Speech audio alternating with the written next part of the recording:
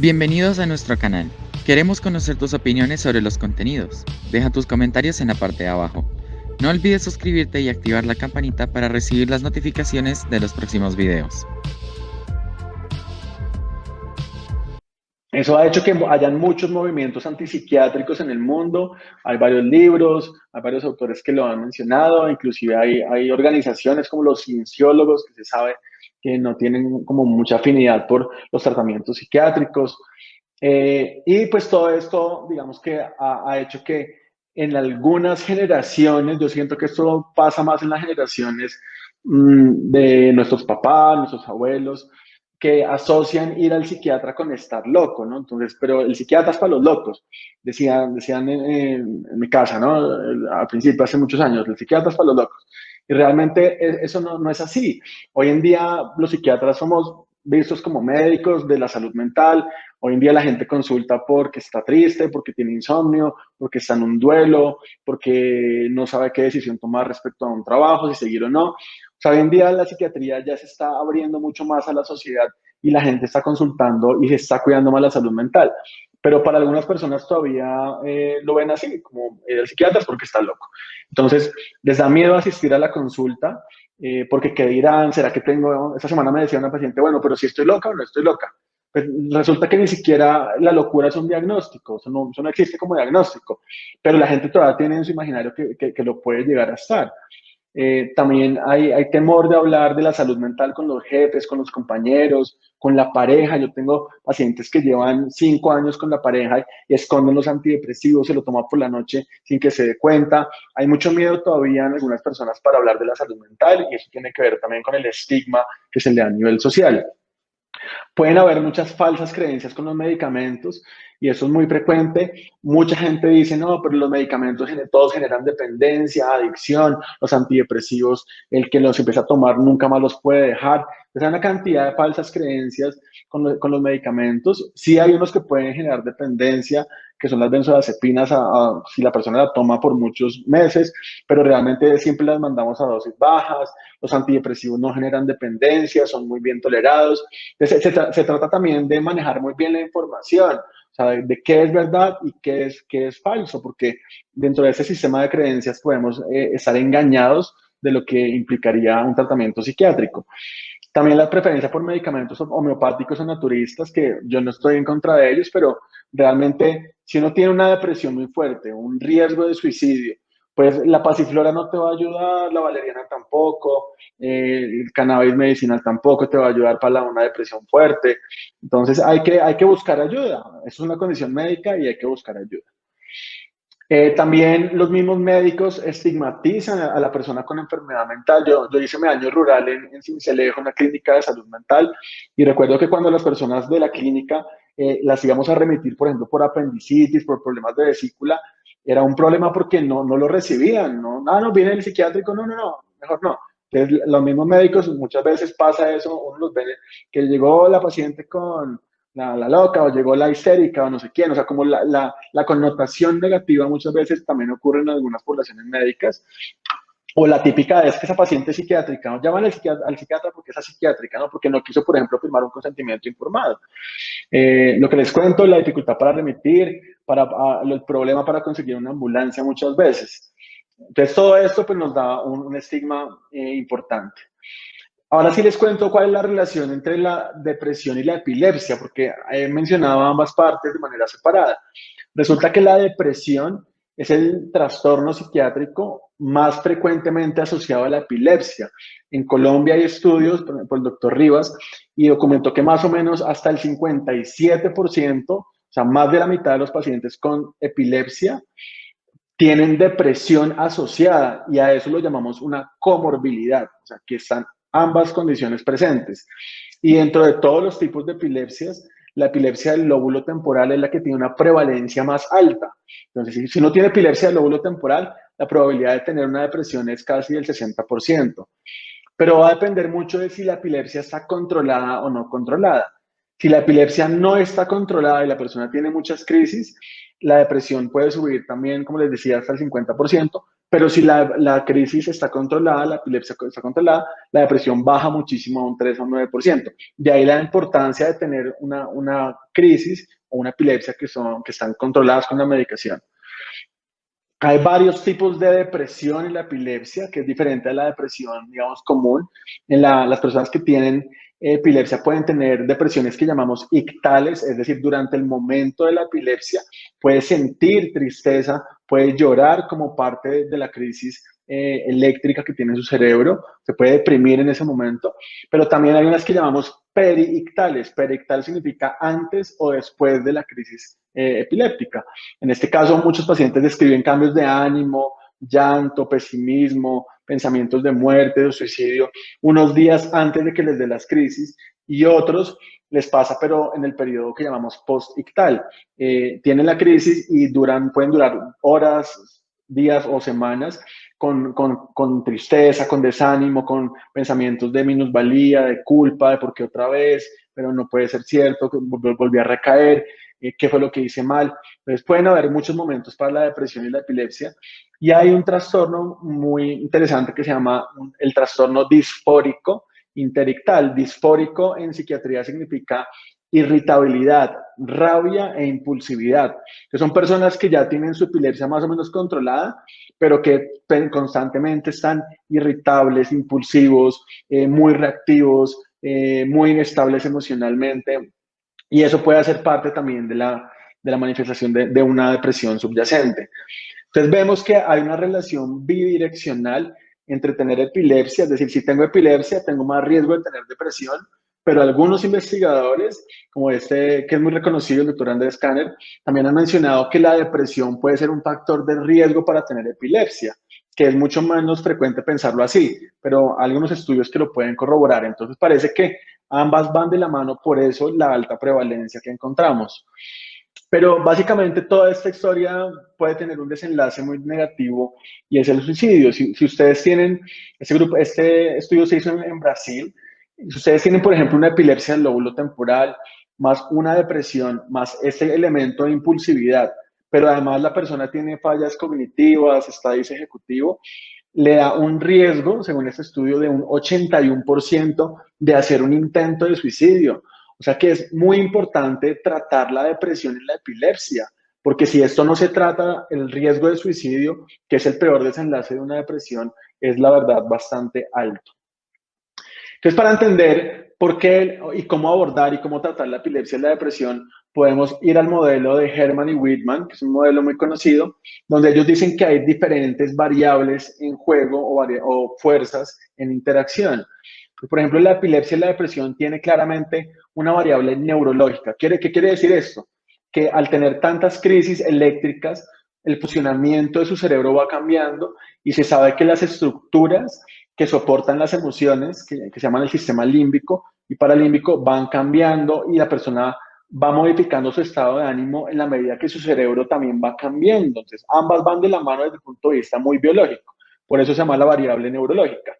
Pero vimos también que hay variables que son sociales, que no dependen del propio cerebro, sino todo ese tema que les he mencionado del estigma, del autoestigma, de las instituciones, tiene que ver también con que una persona al final desarrolle un episodio depresivo.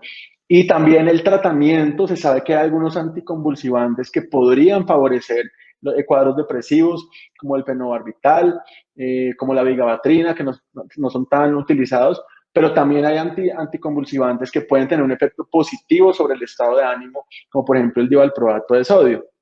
Entonces, va a ser la mezcla entre estos tres factores lo que nos explica la epilepsia y la depresión. Y por supuesto, todo esto termina afectando la calidad de vida. Al final, una persona que convulsiona, que está deprimida, que está pensando en morirse, se ve afectado en su calidad de vida y sufre con esto, con esa situación. Entonces, ¿qué podemos hacer? Porque aquí también es algo importante. ¿Qué se puede hacer para tratar esto? Pues la variable neurológica con medicamentos, entonces podemos dar antidepresivos, y uno puede dar antidepresivos o tomar antidepresivos cuando tiene depresión más epilepsia. De hecho, hay consensos muy amplios donde se dan pautas para que los médicos traten las condiciones que llamamos neuropsiquiátricas asociadas a la epilepsia. Hay artículos también como este que dice, miren, no le tengan miedo a tratar la depresión en la epilepsia. Y muchos médicos están fomentando eso, desde la psiquiatría, la neuropsiquiatría y la neurología.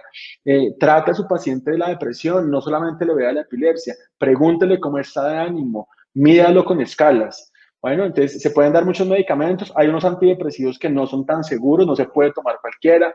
Por ejemplo, no se recomienda tomar bupropión, maprotilina, clomipramina o amoxapina. Bueno, y ¿qué hacemos con las variables del estigma social? O sea, un medicamento no va a hacer que a uno se la dejen de montar tanto en el colegio, pero sí la psicoterapia nos ayuda tanto a la parte biológica, pero también a toda esta parte de las herramientas psicológicas para enfrentar el estigma, para tener mejor autoestima. Y en ese sentido, pues nos sirve también la psicoterapia. Bueno, también hay ejemplos de eso, revisiones sistemáticas que nos muestran cómo se las intervenciones. Y también, apenas escucho por ahí un micrófono prendido, si lo pueden apagar, gracias. También relacionadas con el tratamiento, como les decía, hay anticonvulsivantes que tienen un efecto positivo sobre el estado de ánimo. Por ejemplo, la lamotrigina es muy buena para mejorar temas depresivos, el divalproato de sodio, por ejemplo, el levetiracetam, aunque es bueno el quebra, pero puede generar a algunos pacientes mucha irritabilidad. Entonces hay que mirar si el medicamento puede estar generando cambios afectivos. Entonces yo les cuento, pues hace unos años, donde hice mi subespecialidad en neuropsiquiatría, pues aquí estoy yo, como más joven, aquí está un grupo de compañeros, mi profesor, el doctor Ramírez, en el Instituto de Neurología en México. Quisimos hacer una investigación justamente de eso que estoy hablando, y nos hicimos la pregunta, bueno, en pacientes mayores de 18 años con epilepsia del lóbulo temporal y depresión, o sea, lo que hemos hablado de epilepsia y depresión, ¿qué tan efectiva es la psicoterapia grupal comparado con un tratamiento antidepresivo? Y lo que hicimos fue tomar dos grupos, un grupo que lo mandamos a psicoterapia, o sea, terapia que llamamos cognitivo-conductual, y otro grupo que le dimos antidepresivos. Y lo fuimos midiendo en la semana 0, en la sexta y en la 12 semana. Esa fue la estructura que utilizamos, eso está, más adelante les muestro un artículo que publicamos de esto, pero cada objetivo de la sesión tenía un elemento muy claro, era por ejemplo modificar el estado de ánimo, identificar los cambios anímicos, bueno, todo este tema de la terapia cognitivo-conductual. ¿Y qué hicimos nosotros? ¿Cómo nos fue en esta investigación?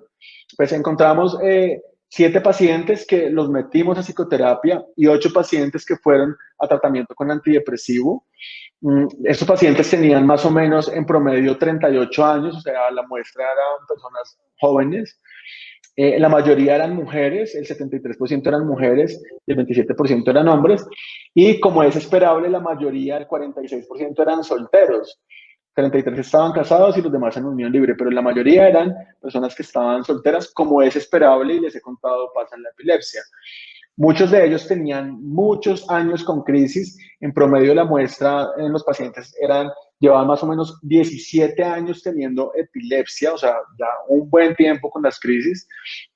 Y eran personas que tenían muchas crisis al mes, tenían casi 5 crisis al mes, es decir, 1 o 2 crisis por semana. Es personas que eran solteras, que tenían epilepsias de larga data, que tenían muchas crisis, que estaban, por supuesto, deprimidas también, porque para eso entraron al estudio, y que tenían una escolaridad de primaria únicamente, porque muchos de ellos no han podido terminar el colegio ni siquiera, y muy pocos eran profesionales. Muchos de ellos tomaban hasta 2 y 3 antiepilépticos, que es muy frecuente en personas que tienen epilepsias del lóbulo temporal, que son refractarias. Y al grupo que le dimos antidepresivos, le dimos sertralina a dosis de 50 o a algunos a 100 miligramos, y a otros les dimos un antidepresivo que se llama citalopram. Bueno, todo esto se llaman medicamentos ISRS. Entonces, eso fue lo que dimos como tratamiento antidepresivo y los comparamos con los que iban para psicoterapia. Pues fue muy interesante porque, miren ustedes, al principio, eso es una escala de depresión. Los que están en azul son los pacientes que fueron únicamente a la psicoterapia, y los que están en verde fueron los que tomaron medicamentos. ¿Y qué encontramos? Que en la semana 0, por supuesto, todos estaban muy deprimidos en esta escala, que es la escala de Beck. Tenían puntajes de 20, 23 de depresión, o sea, depresiones muy altas, pero a la sexta semana vimos que ambos grupos tuvieron una reducción en los síntomas depresivos que se mantuvo incluso hasta la semana 12. Es decir, vimos que tanto los pacientes con medicamentos antidepresivos como con psicoterapia estaban logrando reducir de manera muy importante los síntomas depresivos. También vimos en esta otra escala que se llama HATS-D cómo al principio estaban muy deprimidos y vean ustedes cómo con el paso del tiempo los pacientes empezaron a disminuir la sintomatología depresiva e incluso esta que mide ansiedad también con la terapia cognitivo-conductual bajaron mucho en la ansiedad y también al principio subieron con la medicación y después tuvieron un descenso muy importante en los síntomas de ansiedad. La ansiedad y la depresión casi siempre van de la mano. Pero lo más interesante del estudio fue que esa escala, que es la escala de calidad de vida que se llama QOL 31, nos mostró que en la medida en que los pacientes iban mejorando de la depresión, iban aumentando su calidad de vida o tenían una percepción de tener una mejor calidad de vida. Y eso era muy importante porque al final nos dimos cuenta que mejorar la calidad de vida, pues por supuesto traía mayor bienestar para los pacientes y podían recuperar, no sé, sus actividades, podían tener un trabajo o estudiar o culminar sus actividades. También encontramos, esto fue muy interesante, sobre el riesgo de suicidio, que lo medimos también con la escala que se llama MINI. Vimos cómo la terapia psicológica ayudó a reducir el riesgo de suicidio e incluso la medicación también ayudó a que estos componentes se disminuyeran. Y algo muy, muy interesante del estudio fue que en la medida en que iba mejorando la depresión, iba aumentando la calidad de vida, la frecuencia, ojo con este dato, la frecuencia de las crisis epilépticas disminuía al punto que el total de la muestra tuvo un 26% menos crisis al final, solamente mejorando la depresión.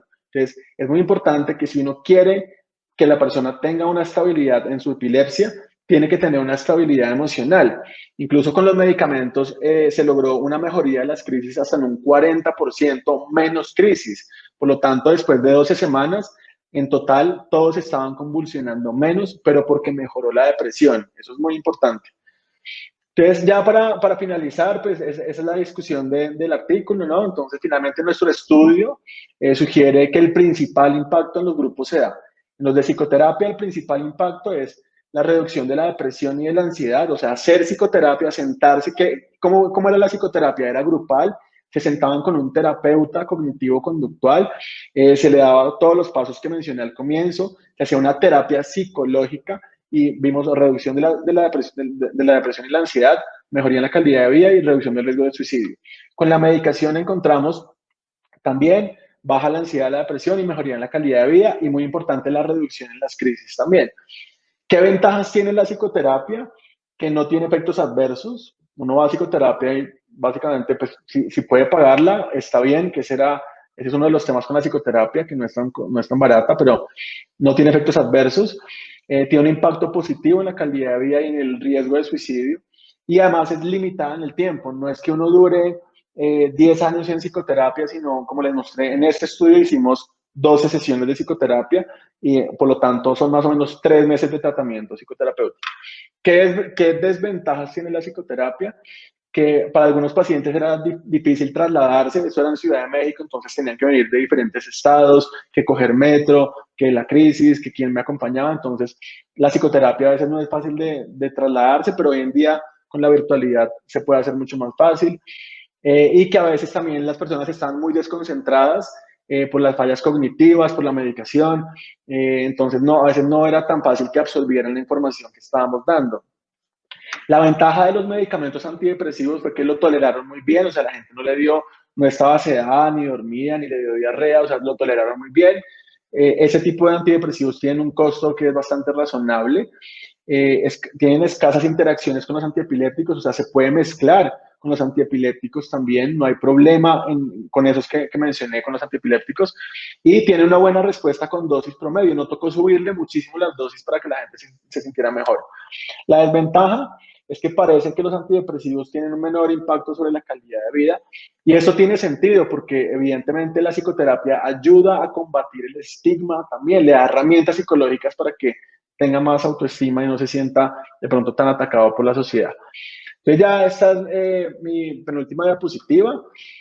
Definitivamente para combatir el estigma se necesita mucho más. En este estudio, pues, más o menos logramos ver que el impacto de la psicoterapia y de los medicamentos era positivo, pero hay que trabajar con la comunidad, hay que hacer charlas de este tipo, hay que tener una inclusión social, hay que modificar algunos aspectos de la cultura, también institucional, familiar, hay que educar, hay que crear leyes como la que les mencioné, que apoyen pues a esta población que tiene no solamente enfermedades neurológicas, sino también mentales.